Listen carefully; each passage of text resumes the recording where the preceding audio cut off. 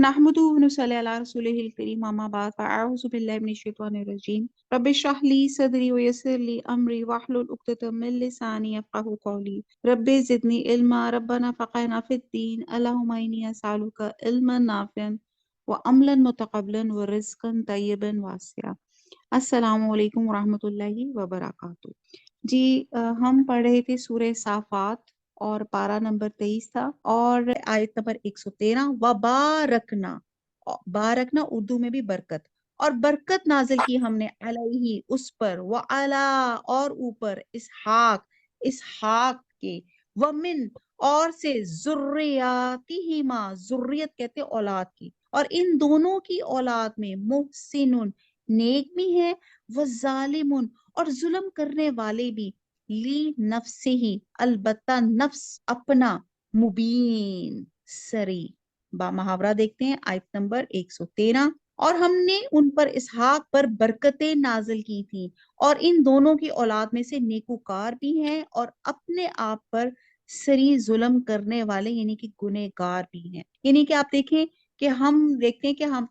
सारी औलाद नेक नहीं होती, तो यहाँ बताया जा रहा है कि उनकी उनकी औलाद में से नेक भी थे और कुछ गुनहगार भी थे। और ये जो जुर्रियात हुमा यहाँ पे है कि इसकी ज़मीर हजरत इब्राहीम अलैहिस्सलाम और हजरत इस्माईल अलैहिस्सलाम की तरफ भी हो सकती है, और हजरत इस्माईल अलैहिस्सलाम और हजरत इसहाक की तरफ भी इशारा हो सकता है, जिनसे दो बड़ी कौमें पैदा हुई, एक बनी इस्माईल और दूसरी बनी इसराइल। और बनु इस्माईल में हजरत हजूर सल्लल्लाहु अलैहि वसल्लम जो थे वो आखिरी हमारे पैगंबर हैं, और जबकि जो बनी इसराइल थी उनमें बेशुमार अंबिया पैदा हुए, अच्छे और बुरे लोग इन दोनों कौमों में मौजूद थे। तो बहरहाल हम बात कर रहे थे कि हर इंसान की ख्वाहिश होती है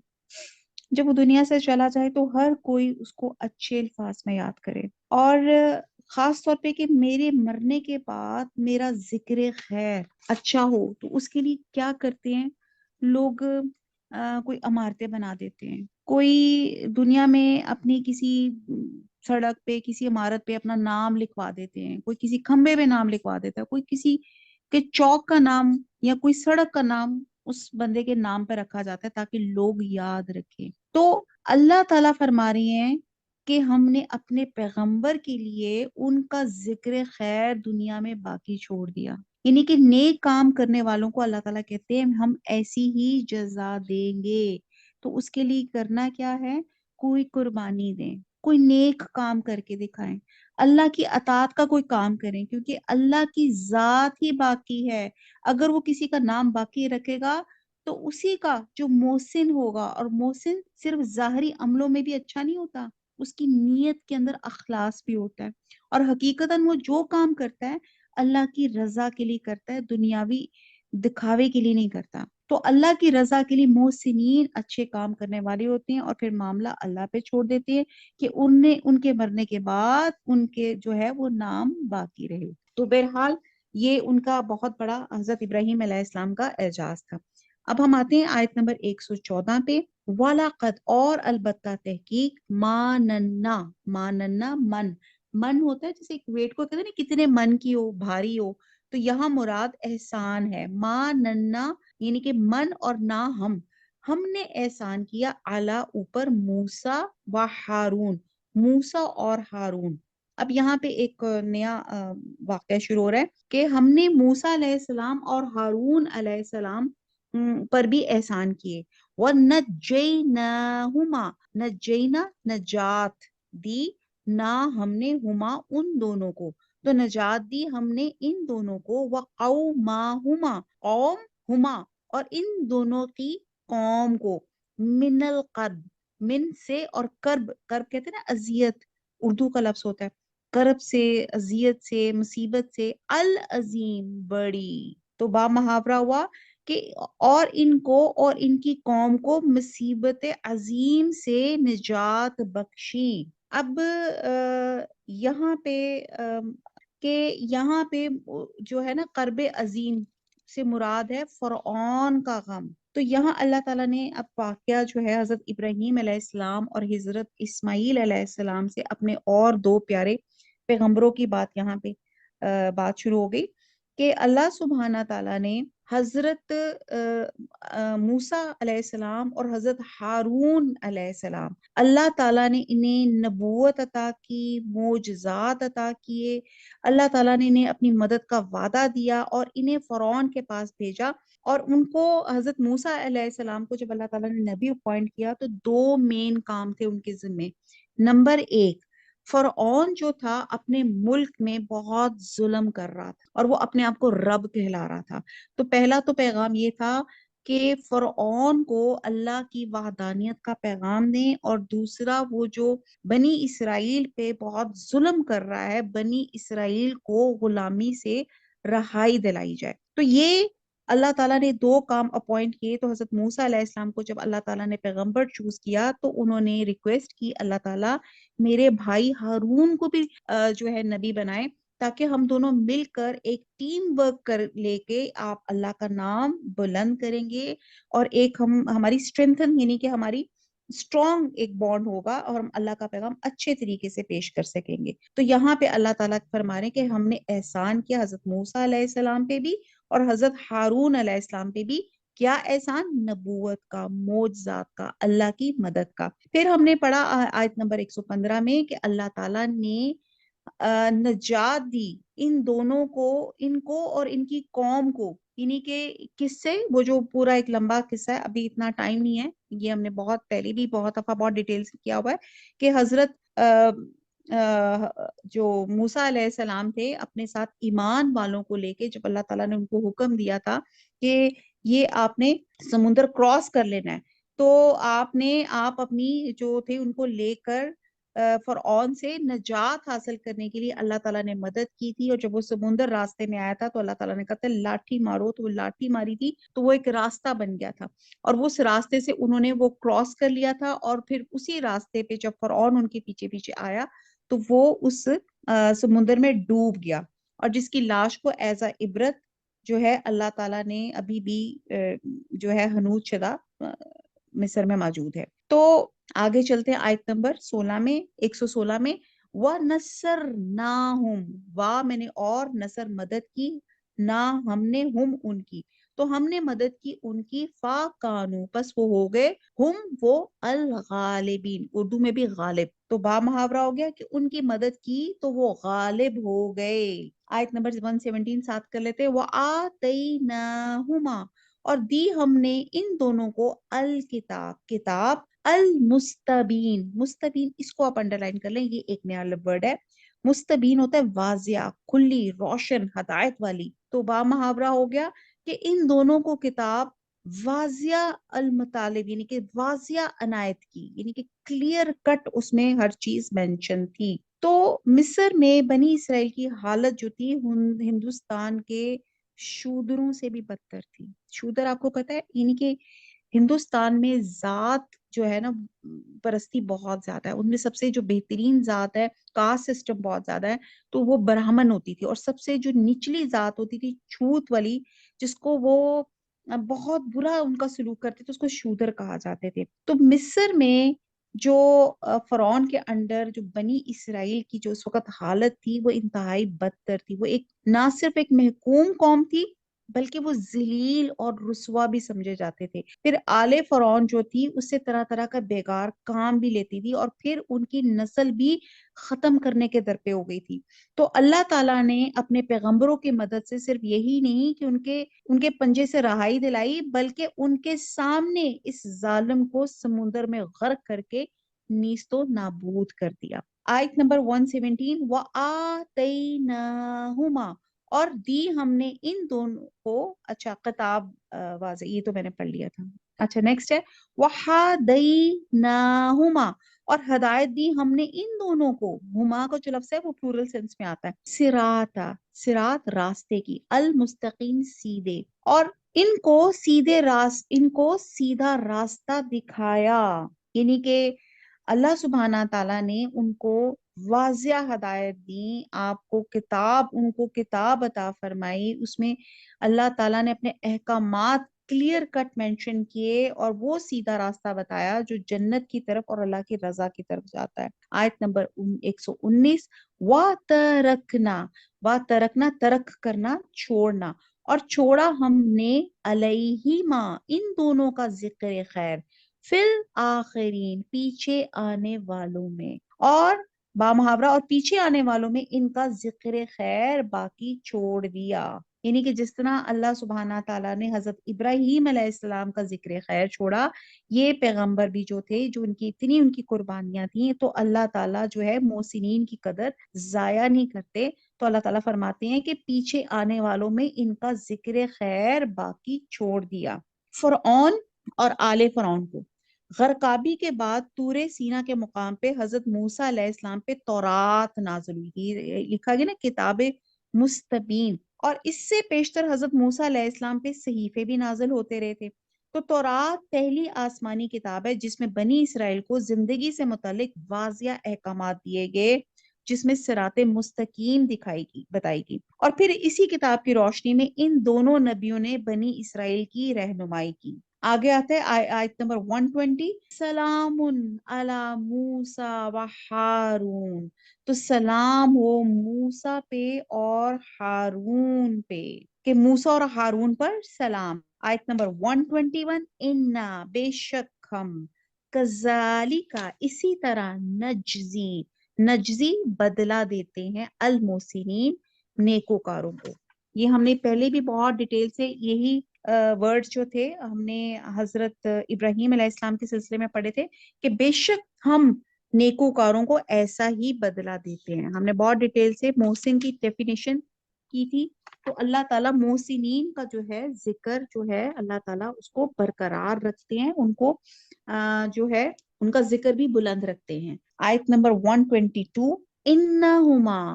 بے شک وہ دونوں، من عبادنا ہمارے بندوں میں سے، المؤمنین مومن، وہ دونوں ہمارے مومن بندوں میں سے تھے، یعنی کہ یہ کس کے بارے، دونوں بندوں کے کس کے بات کی جا رہی ہے؟ حضرت موسیٰ علیہ السلام اور حضرت ہارون علیہ السلام کی بات کی جا رہی ہے۔ اچھا جی، اب اگلا واقعہ آتا ہے حضرت الیاس علیہ السلام کا 123 سے آنورڈ۔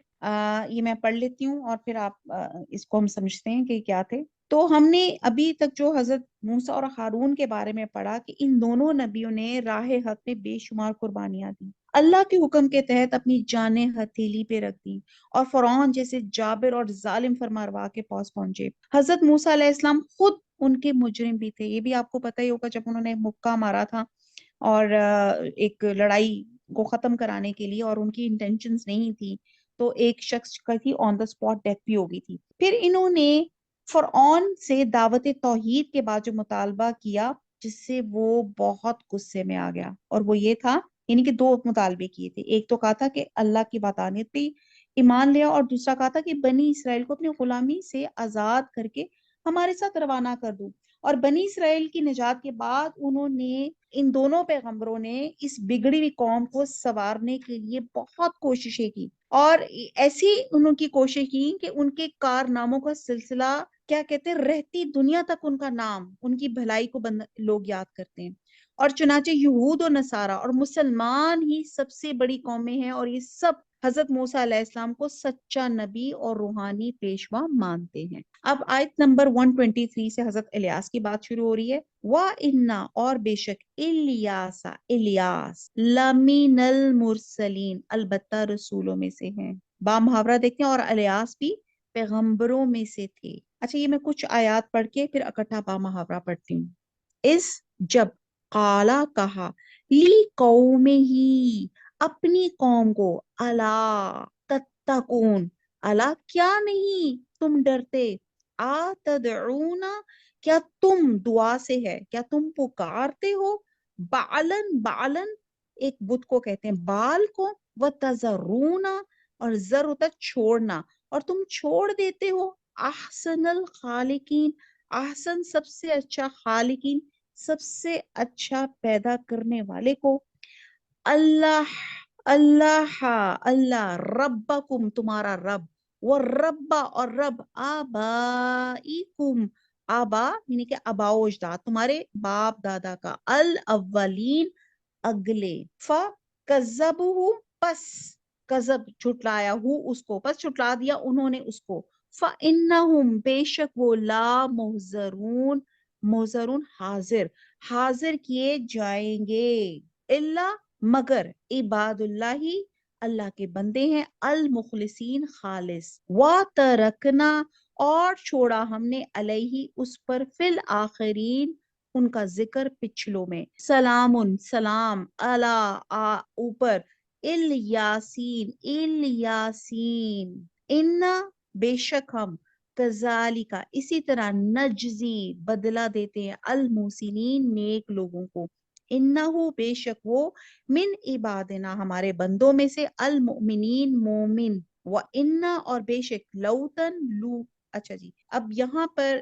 آیت نمبر 132 تک 120 سے 132 تک یہ اس کا میں محاورہ پڑھتی ہوں، اور یہ حضرت الیاس علیہ السلام کا ذکر ہے، اور الیاس بھی پیغمبروں میں سے تھے۔ جب انہوں نے اپنی قوم سے کہا تم ڈرتے کیوں نہیں، کیا تم بال کو پکارتے ہو اور اسے پوچھتے ہو اور سب سے بہتر پیدا کرنے والے کو چھوڑ دیتے ہو، یعنی اللہ کو جو تمہارا اور تمہارے اگلے باپ دادا کا پروردگار ہے، تو ان لوگوں نے ان کو جھٹلا دیا، سو وہ دوزخ میں حاضر کیے جائیں گے، ہاں اللہ کے بندگان خاص عذاب میں مبتلا نہیں ہوں گے۔ اور ان کا ذکر خیر پچھلوں میں باقی چھوڑ دیا کہ الیاسین پر سلام، ہم نیک لوگوں کو ایسا ہی بدلہ دیا کرتے ہیں، بے شک وہ ہمارے مومن بندوں میں سے تھے۔ پہلے حضرت ابراہیم علیہ السلام کی ہم نے بات کی، حضرت موسیٰ اور ہارون علیہ السلام کی بات کی، اور اب یہاں پہ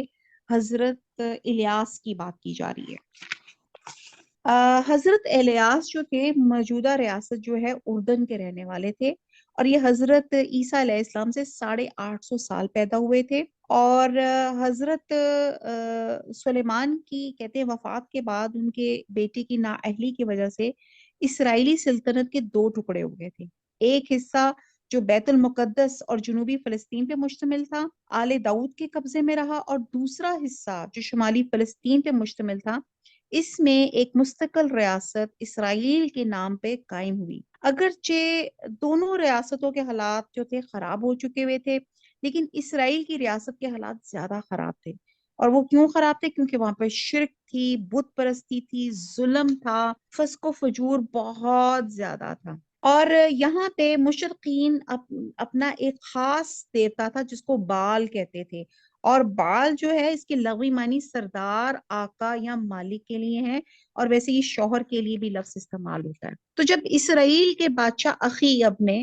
لبنان کے بادشاہ کی بیٹی سے شادی کر لی تو یہ فساد انتہا کو پہنچ گیا۔ آپ اسے اس لیے کہا جاتا ہے نا کہ نیک عورت بہترین متاع ہے، یعنی کہ ایک مسلمان شخص نے جب ایک کرسچن عورت سے ایک مشرک عورت سے شادی کر لی تو اس مشرک شہزادی کے اثر میں وہ خود بھی مشرک ہو گیا، اس نے ملک میں بال کا مندر تعمیر کیا اور اللہ واحد کی بجائے بال کی پرستش رائج کرنے کی بھرپور کوشش کی، اور اسرائیل کی شہریوں میں اعلانیہ بال کے نام کی قربانیاں کی جانے لگی۔ اب یہ زمانہ تھا جب اللہ سبحانہ تعالیٰ نے حضرت الیاس علیہ السلام کو مبعوث کیا۔ آپ نے اردن سے آ کے اخیب کو نوٹس دیا کہ تیرے گناہوں کے پیدائش میں اب اسرائیل کے ملک پر بارش کا ایک قطرہ بھی نہیں برسے گا، حتیٰ کہ اوس بھی نہیں پڑے گی، اور اللہ کا یہ قول واقعی صحیح ثابت ہوا، اور 3.5 سال تک بارش بند رہی اس علاقے میں۔ آخر کار اخیب کوئی ہوش ٹھکانے آئے، اس نے حضرت الیاس علیہ السلام کو تلاش کر کے بلوایا اور ان کو ریکویسٹ کی کہ آپ بارش کے لیے دعا کریں، لیکن آپ نے دعا کرنے سے پہلے یہ ضروری سمجھا کہ اسرائیل کے باشندوں کو اللہ رب العالمین اور بال کا فرق اچھی طرح بتا دیں۔ اس لیے انہوں نے حکم دیا کہ ایک مجمع عام میں بال کے پجاری بھی آ کے اپنے معبود کے نام کی قربانی دیں، اور میں اللہ رب العالمین کے نام پہ قربانی دوں گا، اور دونوں میں سے جس کی قربانی بھی غیبی آگ سے بھسم ہو جائے گی اس کے معبود کی سچائی ثابت ہو جائے گی۔ یعنی کہ اس زمانے میں ہوتا تھا کہ جب کنفلکٹ زیادہ بڑھ جاتا تھا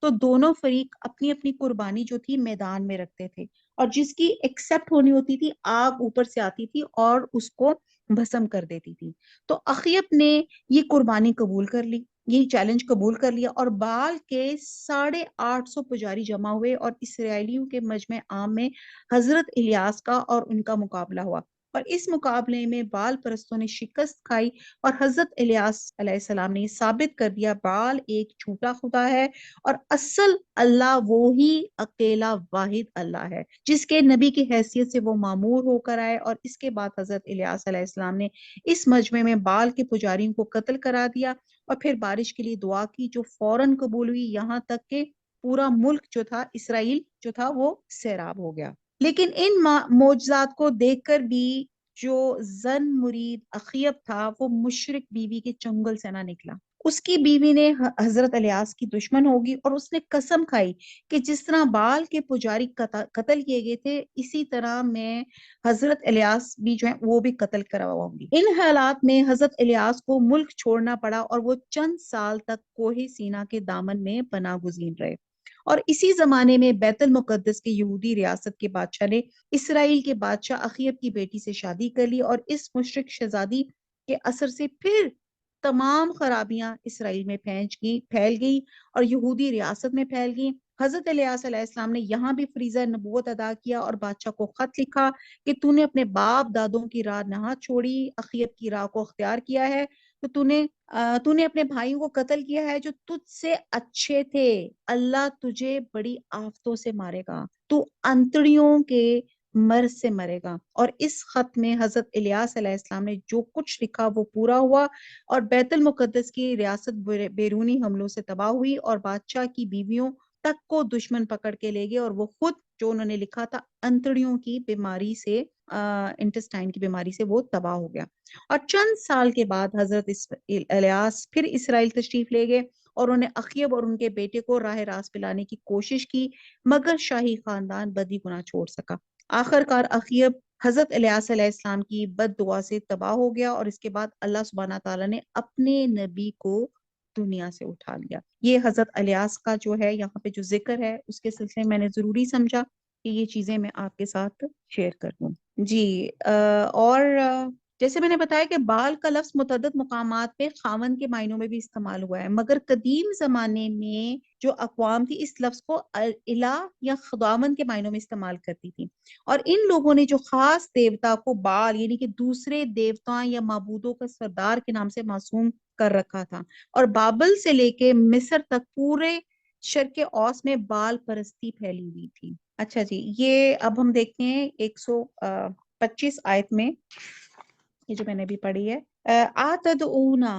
کیا تم بال کو پکارتے ہو اور اسے پوچھتے ہو، اور سب سے بہتر پیدا کرنے والا احسن الخالقین اللہ سبحانہ تعالیٰ ہے، یعنی کہ اللہ کے علاوہ خالق اور بھی ہو سکتے ہیں۔ مثلا آپ یہ دیکھیں کہ انسان میدا، گھی، چینی کی آمیزش سے کئی قسم کی مٹھائیاں یا آپ کیک وغیرہ بنا لیتے ہیں، اور اسی طرح ایک مصنف چند کتابیں یا تحریریں سامنے رکھ کر ایک نئی کتاب کو وجود میں لے آتا ہے۔ یہ سب تخلیقی کارنامے ہیں، مگر یہ سب کارنامے ایسے ہیں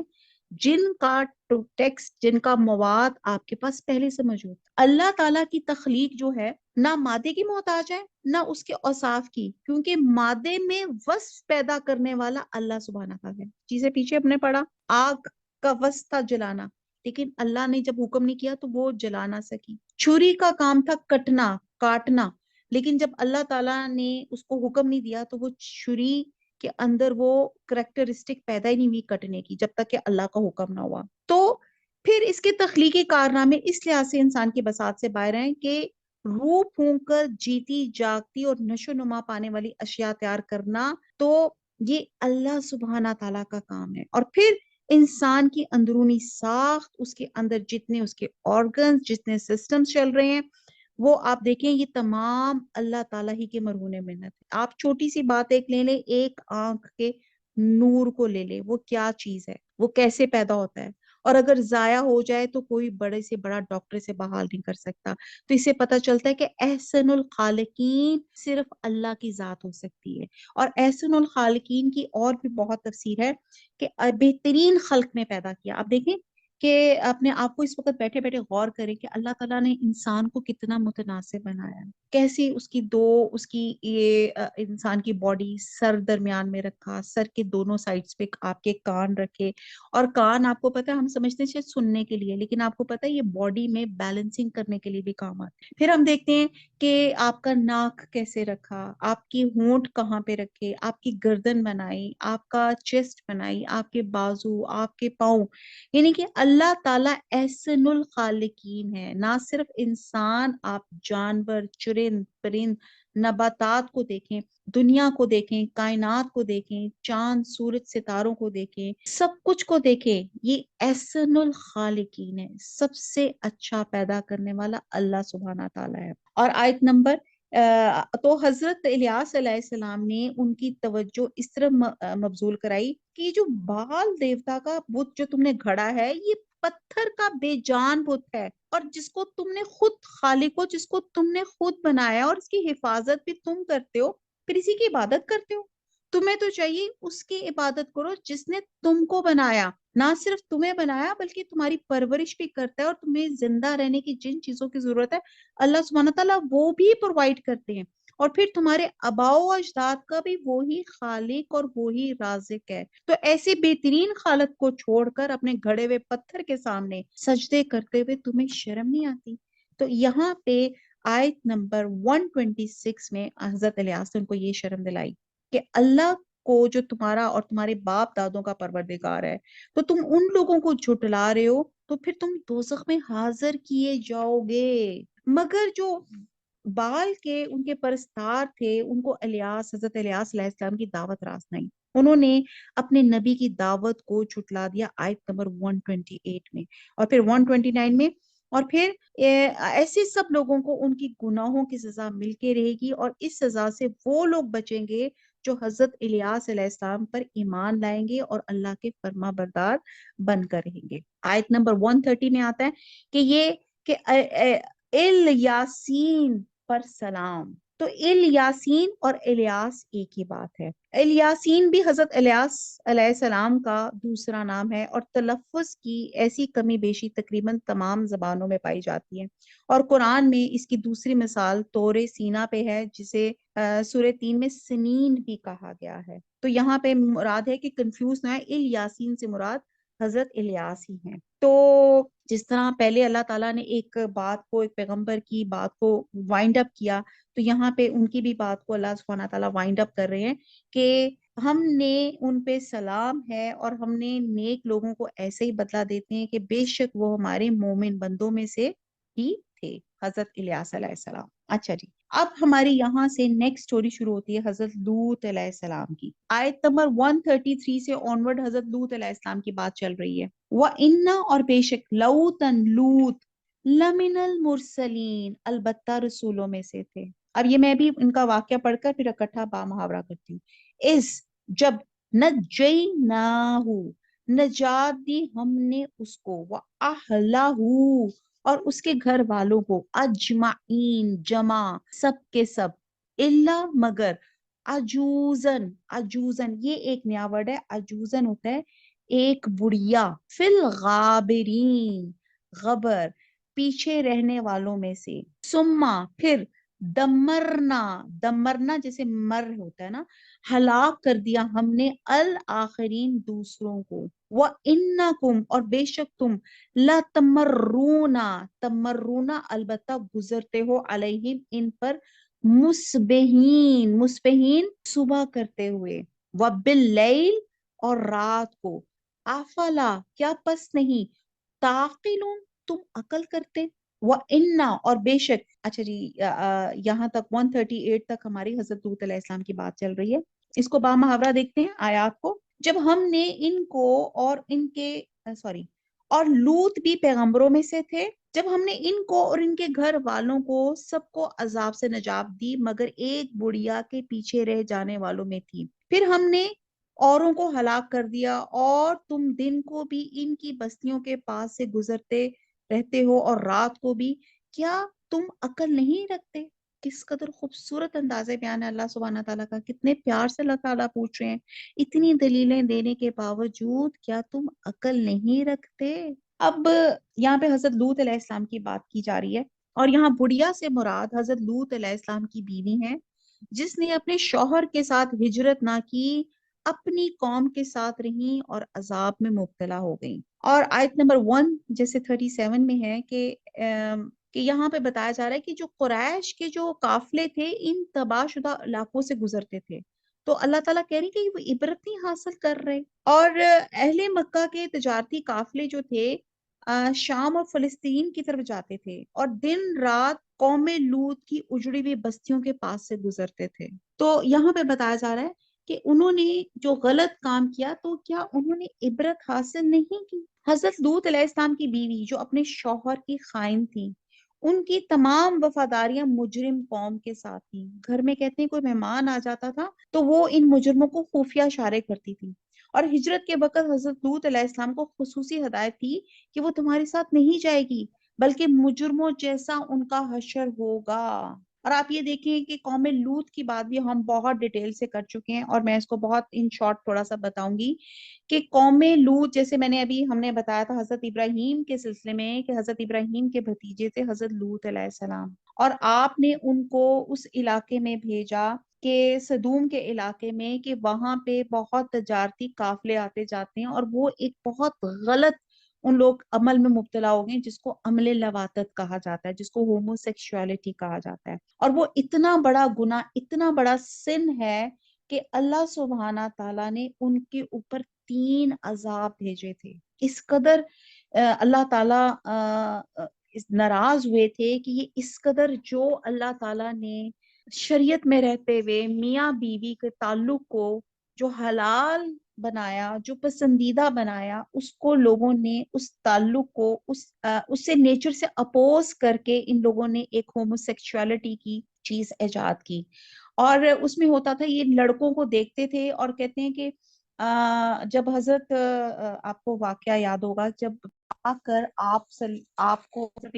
اسلام کو خوشخبری دی تھی کہ آپ کے ہاں بیٹا ہوگا، تو حضرت سارا ہنس پڑی تھی، کیونکہ وہ بانجھ تھی اور وہ بچہ پیدا کرنے کے قابل نہیں تھی، اور پلس ان دونوں کی عمریں بہت زیادہ ہو گئی تھی، لیکن انہوں نے فرشتوں نے ان کو خبر دی، خوشخبری کی، اور ساتھ جب حضرت ابراہیم علیہ السلام نے کہا کہ آپ آگے کہاں جا رہے، تو انہوں نے کہا کہ ہم حضرت لوط کی قوم پر عذاب لے کے جا رہے ہیں، تو جس پہ ان کو بہت رنجیدہ ہوئے تھے۔ تو یہی فرشتے حضرت لوط علیہ السلام کے پاس ایک خوبرو لڑکوں کی شکل میں آئے تھے۔ جب وہ لڑکے ان کے گھر مہمان آئے تو ان کی بیوی، جہاں پہ یہاں بات کی جا رہی ہے کہ وہ امانت دار نہیں تھی، اس نے جیسے ہی ان کو دیکھا، اس نے فوراً قوم میں خبر مشہور کر دی کہ بڑے خوبصورت لڑکے آئے ہیں، اور ان کی قوم جو تھی غلط نیت سے ان کے گھر پہ ٹوٹ پڑی، جس پر حضرت لوط علیہ السلام بہت شرمندہ ہوئے، کیونکہ مہمان کی عزت کی حفاظت کرنا بھی